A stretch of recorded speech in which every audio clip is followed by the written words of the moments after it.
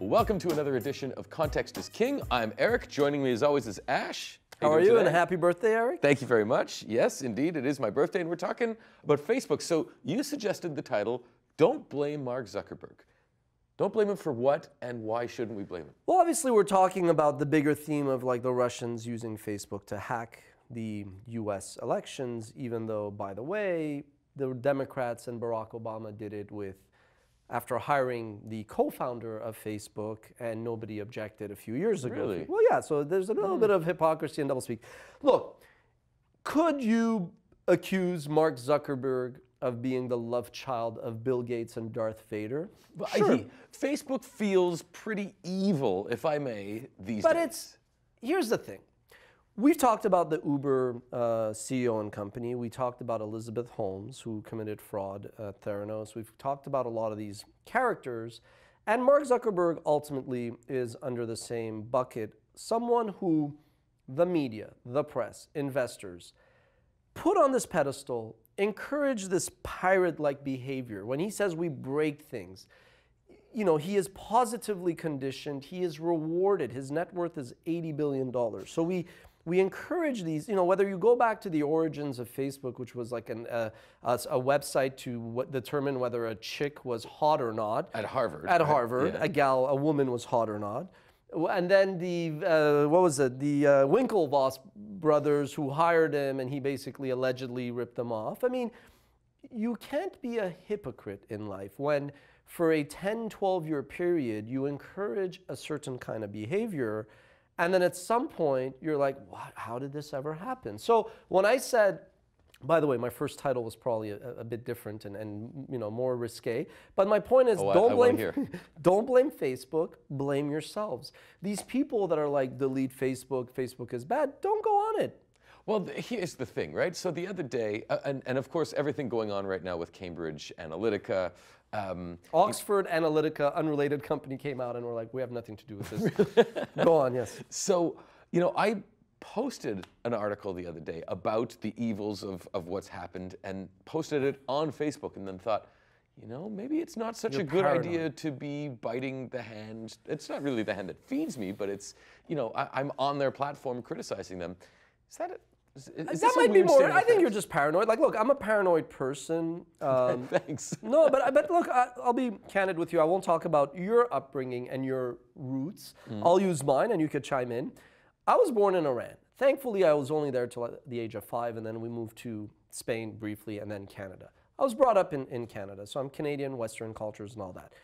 But sometimes when I'm really paranoid, and when I say I don't like to lie and I don't like to get in trouble with the government, I sometimes go, could that be a nature part of being in Iran where the government does sometimes come? Interesting. You know, okay. So you, Eric, maybe over the course of your family's history, you've grown wary of governments, and you've grown, you know, I'm just... If so, it's baked into the DNA. I've never lived it. You know, I've always take a different... So it's possible that you, when you did that, you're like, ooh, Facebook, Big Brother, whatever, watching me, coming in the middle of the night, throwing me in like the basement, and I'm in the penalty box.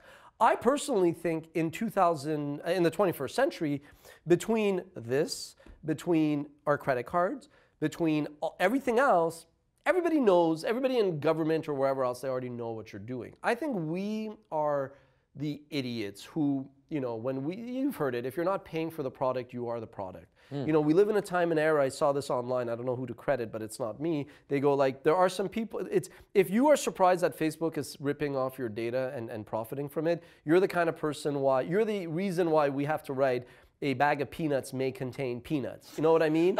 Like, come on. And so I just think, you know, it's hard to blame Facebook when we have created this monster. We created Facebook, and okay, but let's say, you know, there was the New York Times article that came out that said that Facebook was aware, you know, since I think since 3 years that this third-party app was harvesting user data, that they told them to stop and then never followed up, that Cambridge Analytica got $6 million from the Trump campaign, you know, for whatever information, and now you even have people like Brian Acton from WhatsApp, who himself...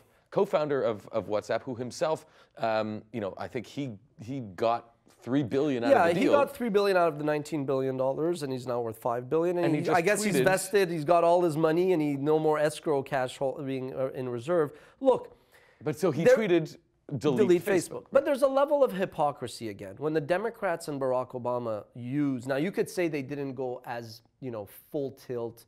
Maybe the Trump campaign did something worse. And I'm not an apologist of Trump or, Cambridge Analytica. But I do think there's a little bit, it's like when the US is losing its marbles over like foreign meddling in their elections, the US's 20th century foreign policy has been based, whether this may be a news to you or not, it's been based on meddling in other elections, right? I mean, Iran, we mentioned in 1952 or 51, there was a democratically elected leader, they toppled him, they put in a bunch of puppets. Every other country in Latin America, I mean, not to steer into, so there is an element of hypocrisy here. Same thing with people in Facebook.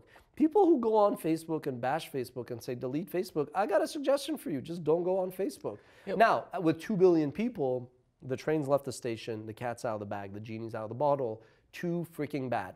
If you let me ask you something. When you turned, how old are you today, if you don't mind my asking? 43, and okay. Just to that there's point. There's an and? Yeah, well, I was just going to say, for all the shit talk we're doing about Facebook, I've been looking at all the people wishing me happy birthday. Because you're vain. No, I'm kidding. But how else do you get that kind of access to people? Society, right? Put down your phone. And when you're, when I'm like at the airport, back in the day at the bar, we talk to one another. Where are you from? Oh, you're going to Nashville. Wow, you guys got PK. You're lucky. We now are there on our phones, we don't talk. Think of like the missed connections, not just romantic. Think of like the missed opportunities. We as humans have created this scenario for us where we've allowed, don't blame Mark Zuckerberg, it could be somebody else. It could be Joe Smith, it could be whoever. We've allowed this thing called Facebook, but it could have been Twitter, it could have been Crapster, it could have been MySpace, it could have been whatever. We are to blame. The fact that we are looking for a culprit is bullshit. But where's Mark? Well, Mark has never been... Is he not AWOL right now? He is AWOL, and I think the fact that he's actually going to address his company at the standard Friday, 1 p.m. all hands shows that he doesn't probably realize how serious it is. Now, in their defense, him and Sheryl Sandberg, they've been spending all this time trying to figure it out. But I mean, this is what Facebook is all about. Facebook was always something to harvest data and sell it to the top bidder. And yes, Facebook is the tip of the spear. It's the most kind of extreme case. But that's basically the internet, right? I mean, fundamentally, as human beings, we have to be adults. And as much as the American population wants to blame Facebook for Donald Trump being their head of state, he won the election. You could blame the Electoral College, but this is where like citizens and adults have to act their age. Now, the reason why I asked you your age, when you were 23, how did you envision yourself and define success at 43?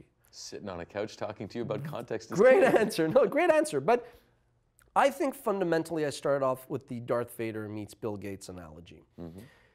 Being an entrepreneur is all about the balance between good and evil. It's about the balance between fear and greed. Every day for 12 years, I've had to make a decision countless of times. Am I going to give in to greed? Am I going to give in to, the dark side? And I've decided, and it's cost us early on in the years, because I didn't want to necessarily push the envelope.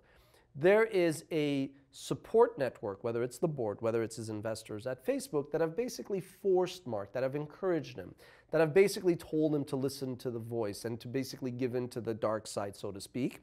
And it's not like you could blame Mark, but if it would not have been Mark, it would have been another byproduct of this tech world and this, Silicon Valley where it's, profit ahead of people. So my point is, we may be upset with Facebook, we may be upset with Mark Zuckerberg, we may be upset with Russia, but the problem is in the mirror. Ooh, okay. For I have exposed the nipple on your soul. I have one more thing to say. We were talking about Toys R Us the other day and favorite games and Risk. And so I was just thinking as we were having this conversation, Risk Ukraine not weak, should be very different now. You should add a whole social media aspect to how people play Risk. That's my hot take. I can't top that after that. I agree. If Risk were to be a board game today, it would be very different. Absolutely. And that's our takeaway. It would be a like button somewhere. That's right. Thank you very much, Ash. Thanks, you guys, and let us know what you think in the comments.